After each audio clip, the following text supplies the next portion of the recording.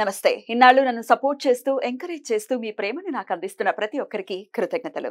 అలాగే ఈ వీడియో కూడా ఖచ్చితంగా మీకు ఉపయోగపడుతుంది. లైక్, షేర్ అండ్ సబ్స్క్రైబ్ చేసి మీ సపోర్ట్‌ని నాకు అందించండి. అలాగే ఈ వీడియో పట్ల మీకున్న అభిప్రాయాన్ని కామెంట్ సెక్షన్‌లో కామెంట్ చేసి తెలియజేయండి. ఇప్పుడు వీడియోని చూద్దాం. జీవితంలో రకరకాల సమస్యలతో బాధపడుతున్నారా? ముఖ్యంగా ఆర్థిక సమస్యలతో సతమతమవుతున్నారా? ఎన్నో పరిహారాలు చేసి అలసిపోయారా? మంచి మార్గం దొరకాలని కోరుకుంటున్నారా? అయితే రండి, విశ్వాన్ని ఎలా అడగాలో తెలుసుకుందాం. లా ఆఫ్ అట్రాక్షన్ క్లాసెస్ మీకోసం మన ఛానల్లో. వివరాల కొరకు సంప్రదించండి. నమస్తే, వెల్కమ్ టు అవర్ ఛానల్. నేను పద్మిని. ప్రస్తుతంతో పాటు ప్రముఖ ఆధ్యాత్మికవేత్త, ఆస్ట్రాలజర్, లైఫ్ కోచ్, బాల త్రిపుర సుందరి ఉపాసకురాలు శ్రీమతి డాక్టర్ ఆర్బి సుధా గారు మనతో పాటు ఉన్నారు. మాట్లాడదాం. సుధా గారు నమస్తే అండి. నమస్కారం పద్మిని. ఎస్ సుధా గారు, బోర్డు మీద మీరు రాశారు. అవును, అన్ని స్తంభన ఇప్పుడు కరెంట్ టాపిక్ కదా, హాట్ టాపిక్ అయిపోయింది అది. డెఫినెట్లీ. ఇన్నాళ్ళ స్తంభన ఏంటి సుధా గారు? స్తంభన 7th జూన్ వరకు. అవును, స్తంభన అనే దానికి మనం ఆల్రెడీ మాట్లాడుకున్నాం. బట్ జనరల్ గా చెప్పాలి అంటే ఎప్పటికైనా ఇప్పుడు నాట్ ఓన్లీ రిట్రోగ్రేడ్ మోషన్, మళ్ళా నీచ పడినప్పుడు స్తంభన అంటే ఏంటి? మనమే ఉన్నాం, మనకు ఒంట్లో బాగాలేకపోతే ఏం చేస్తాం? అలాగే ఆగిపోతుంది. అలాగే మార్స్ కూడా, అంటే కుజుడు ఏంటంటే స్తంభిస్తున్నాడు అనేది మెయిన్ టాపిక్. ఎక్కడ స్తంభిస్తున్నాడు అనేది వెరీ ఇంపార్టెంట్. స్తంభన అనే దానికి అందుకనే ఎగ్జాంపుల్ కింద అది చెప్పాను అనమాట. అంటే నీచ పడుతున్నాడు. మనకి తెలిసిన ఒక విషయం ఏంటంటే క్యాన్సర్ కర్కాటకంలో నీచపడతాడు అనమాట. అదొకటి కాకుండా మనం ఎప్పటికైనా మాట్లాడుకునేది ఫ్రెండ్షిప్స్ మాట్లాడుకుంటాం. అంటే ఏంటంటే న్యాచురల్ ఫ్రెండ్షిప్స్ ఉంటుంది, న్యాచురల్ ఎనిమినిటీ ఉంటుంది మనకి 9 గ్రహాల్లోనూ. అలాగే ఏంటంటే బెనిఫిక్స్ ఉంటాయి, మ్యాలిఫిక్స్ ఉంటాయి. సో ఈవెన్ బుధుడు ఇల్లు బై ఇట్ సెల్ఫ్ ఇస్ అంటే ఏంటి? స్తంభన ఎక్కడ జరుగుతుంది? క్యాన్సర్. ఇక్కడి నుంచి ఎక్కడ దిగాలి? మనకి మిథునం నుంచి దిగాలి కనుక మిథునం by itself is enemies place అనమాట. సో అక్కడ కూడా ఏంటంటే మనం ఎక్కడైనా తెలియని ప్లేస్ లో కానీ వేరే ప్రదేశంలో వెళ్ళినప్పుడు గబుక్కుని మనకి తెలియదు ఎలా చేయాలి, పనులు చేయాలో తెలియదు కనుక. అలాగే ఒక ఎనిమి ఇంట్లో ఉన్నాము అంటే కట్టేసినట్టే ఉంటుంది కదా, అలాగే ఉండదు.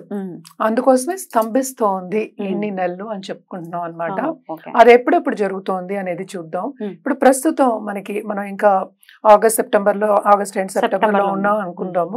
ఆగస్ట్ 26 నుంచి మిథునంలో ఉన్నారు. సో మిథునం నుంచి మళ్ళా ఏమో కర్కాటకంకి అక్టోబర్ 20th వెళ్తున్నారు అనమాట.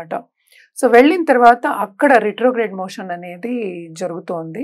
అంటే క్యాన్సర్ లో నీచ స్థితిలో జరుగుతోంది. అదేమో 21st జనవరికి మళ్ళా మనకి మిథునంలోకి వెళ్తారనమాట. సో అక్టోబర్ 20th నుంచి 21st జాన్ వరకు రెట్రోగ్రేడ్ లోనే ఉంటారు ఆయన? లేదు, కిందకి దిగిన తర్వాత రిట్రోగ్రేడ్ అవ్వాలి కదా. అవ్వాలి. నీచంలో రెట్రోగ్రేడ్ రిట్రోగ్రేడ్ అంటే కిందకి దిగాలి కదా. So that is direct motion. So మళ్ళా రిట్రోగ్రేషన్ అయినప్పుడు వెనక్కి వెళ్ళాలి కదా. సో వెనక్కి ఎప్పుడవుతోంది? అది మనకి జనవరిలో అవుతుంది నెక్స్ట్ ఇయర్. మిథునంలోకి వెళ్తున్నారు. అది నేను అందుకనే 6 వేశారు. ఫిబ్రవరి వరకు ఉందన్నమాట అది. సో ఫిబ్రవరి వరకు అంటే రిట్రోగ్రేషన్ మోషన్ అనమాట. అంటే 24th ఫిబ్రవరి వరకు ఉంది. మళ్ళీ డైరెక్ట్ మోషన్ అవ్వాలి. రిట్రోగ్రేడ్ అయిన తర్వాత మళ్ళీ కర్వ్ తిరగాలి కదా, వెనక్కి తిరగాలి. అప్పుడే కదా మనం డైరెక్ట్ మోషన్ రావాలి. So direct motion 24th Feb నుంచి 3rd ఏప్రిల్ మనకి మిథునంలో అవుతున్నారు. దాని తర్వాత ఏంటంటే 3rd ఏప్రిల్ కి మనకి కర్కాటకానికి వస్తున్నారు అనమాట. జూన్ 7th వరకు ఇక్కడ ఉంటున్నారు. తర్వాత జూన్ 7th కి మనకి సింహంకి వెళ్తున్నారు అనమాట. సో ఇన్ని రోజులు ఏంటంటే ఇది చాలా ఎక్కువ రోజులు. యూజువల్ గా మార్స్ మనకి కుజుడు 45 days లో మనకి మూవ్ అవుతూ ఉంటారు అనమాట. సో ఈ రిట్రోగ్రేడ్ మోషన్ మూలాన్ని అక్కడే తిరగడం మూలాన్ని ఈ 2 రాశుల్లోనే కుజ స్తంభన అనేది ఏర్పడుతోంది. ఎందుకంటే నీచ స్థితిలో ఎవరు ఏం చేయలేరు, అలాగే ఎనిమీ హౌస్ లో కూడా ఏం చేయలేరు కనుక. సో ఇవన్నీ ఏంటంటే 12 రాశులు, ద్వాదశ రాశుల వారికి ఎఫెక్ట్ అనేది ఉంటుంది. అంటే తప్పక ఉంటుంది కదా. మరి 9 గ్రహాలు ఒక గ్రహం అలా అవుతున్నప్పుడు ఉండదా? అలాగే మనకి జూపిటర్ కూడా రిట్రోగ్రేషన్ అవుతున్నారు ఇదే సమయంలో. సో కొన్ని రాశులకి బాగుంటాయి, కొన్ని రాశులకి బ్యాలెన్స్డ్ ఉంటాయి, జరుగుతూ ఉంటుంది. డిపెండ్స్ అనమాట. It is not only that. ఏంటంటే దీంట్లో కూడా మళ్ళా రిట్రోగ్రేడ్ అయినప్పుడు ఒకలా ఉంటుంది, డైరెక్ట్ మోషన్ అయినప్పుడు ఒకలా ఉంటుంది. సో రెండు విధంగా మనం చెప్పుకోవాల్సి వస్తుంది ఒక్కొక్క రాశికి. రెండు చెప్తారు అయితే ఇప్పుడు. అవును, రెండు ఉండాలి. పరిహారం కూడా ఆబ్వియస్ గా చెప్తారు అంతే కదా. జనరల్ పరిహారం అంటే మనం కుజుడికి జపం అది చేసుకోవడం అనేది జనరల్ గా చెప్పుకునేది. మనం ఒక్కొక్క రాశికి చూసి మనం విడివిడిగా చెప్పుకోవచ్చు. తప్పకుండా ఈ ఎక్స్ప్లెనేషన్ ఖచ్చితంగా వినాలి, వినకుండా డైరెక్ట్ గా వెళ్ళిపోవటం, డైరెక్ట్ గా రాసి. ఇక కుంభరాశి వారికి ఎట్లాంటి రిజల్ట్స్ వస్తున్నాయండి కుజ స్తంభన ద్వారా? యాక్చువల్గా కుజ స్తంభన ఎక్కడ జరుగుతోంది అంటే మనకి 5వ ఇంట్లో 6వ ఇంట్లో జరుగుతోంది. అండ్ ఆల్సో ఈయన ఏంటంటే 10th లార్డ్ అయ్యాడు. ఈ రాశి వాళ్ళకి 3rd and 10th lord.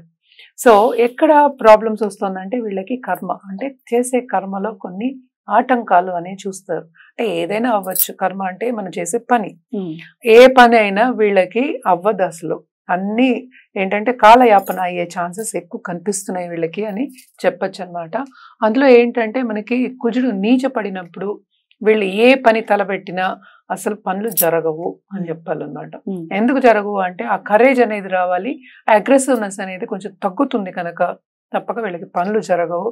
Especially retrograde అయినప్పుడు అండ్ ఆల్సో నీచ పడినప్పుడు అని చెప్పాలన్నమాట.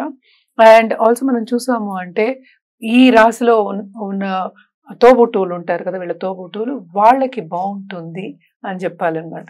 ఎందుకంటే 5th లో పడుతున్నాడు, 3rd లార్డ్ 5th లో పడుతున్నాడు. సో కొంతవరకు గుడ్ లక్ అని చెప్పచ్చు కూడాను. అంటే చిన్న మోతాదు వచ్చే ఛాన్సెస్ ఉన్నాయి. అట్ ద సేమ్ టైం ఖర్చు అయ్యే ఛాన్సెస్ కూడా ఎక్కువ కనిపిస్తున్నాయి ఎప్పుడు నీచ పడినప్పుడు, 6th హౌస్లోకి వెళ్ళినప్పుడు. సో వీళ్ళకి కూడా మిశ్రమ ఫలితాలు ఎక్కువ ఘోషిస్తున్నాయి ఈ స్తంభన మూల అని. అండ్ ఆల్సో వీళ్ళకి బిజినెస్ పీపుల్కి ఎస్పెషలీ చెప్పాలి అంటే మనకి మిథునంలో ఉన్నప్పుడు బాగుంటుంది. అంటే ఏంటంటే నెక్స్ట్ ఇయర్ స్టార్టింగ్ అంటే ఫిబ్రవరి వరకు బాగుంటుంది, దాని తర్వాత కొంతవరకు బ్యాడ్ పీరియడ్ అనే చెప్పుకోవాలన్నమాట. సో దేంట్లో బ్యాడ్ పీరియడ్ అంటే కెరియర్ విషయంలో. ఫస్ట్ కెరియర్ పట్టే కదా ఈ కాలంలో మనం డబ్బు అనేది నిర్ణయిస్తున్నాం, సంపద రావడం అనేది నిర్ణయిస్తున్నాం. సో మనకి ఖర్చు పెట్టడానికి డబ్బు ఉంటుంది కానీ అధిగమించి సేవింగ్ చేసుకోవడానికి డబ్బు ఉండదు, తక్కువ ఉంటుంది అని చెప్పాలి. లోన్స్ తీసుకునే పరిస్థితి వచ్చే ఛాన్సెస్ కూడా మనకి ఎప్పుడు కనిపిస్తున్నాయి ఇక్కడ ఉన్నప్పుడు, కుజుడు ఇక్కడ ఉన్నప్పుడు. సో మనం మాట్లాడేది ఒక గ్రహం గురించి అండ్ ఈ రాశి వారి గురించే మనం మాట్లాడుకుంటున్నాం. సో వీళ్ళు జాగ్రత్త ఎక్కడ వహించాలి అనేది ఏంటంటే ఖర్చు దగ్గర. అంటే ఏంటి, ఎలా అవుతుందో ఖర్చు తెలియదు, నీళ్ళగా ఖర్చు అయ్యే ఛాన్సెస్ ఎక్కువ కనిపిస్తున్నాయి అన్నమాట. సో తప్పక జాగ్రత్త వహించాలి. అట్ ద సేమ్ టైం పిల్లల పరంగా, కుటుంబ పరంగా ఖర్చులు అనేది ఎక్కువ కనిపిస్తున్నాయి.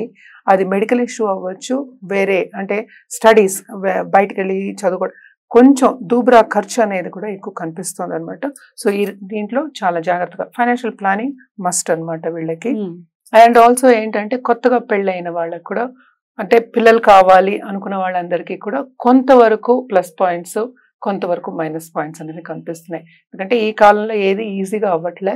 ఈ రాశి వాళ్ళకి కొంచెం ఇబ్బందికరమైన సిచ్యువేషన్ ఈ 8 నెలలు అని చెప్పుకోవాలన్నమాట.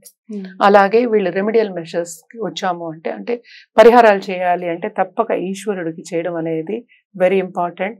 అలాగే ఏంటంటే వీళ్ళు రాహువే నమః అని కూడా చేసుకోవచ్చు, ఎందుకంటే మనం రాహు కూడా చెప్పుకుంటూ ఉంటాము. అలాగే నీలం కలర్ బట్టలు కూడా సాటర్డే వేసుకున్నా కూడా కొంతవరకు అంటే ఏంటి ఆ ఇండికేషన్స్ అంతే, కొంతవరకు పాజిటివ్ రిజల్ట్స్ అనేవి కనిపిస్తాయి.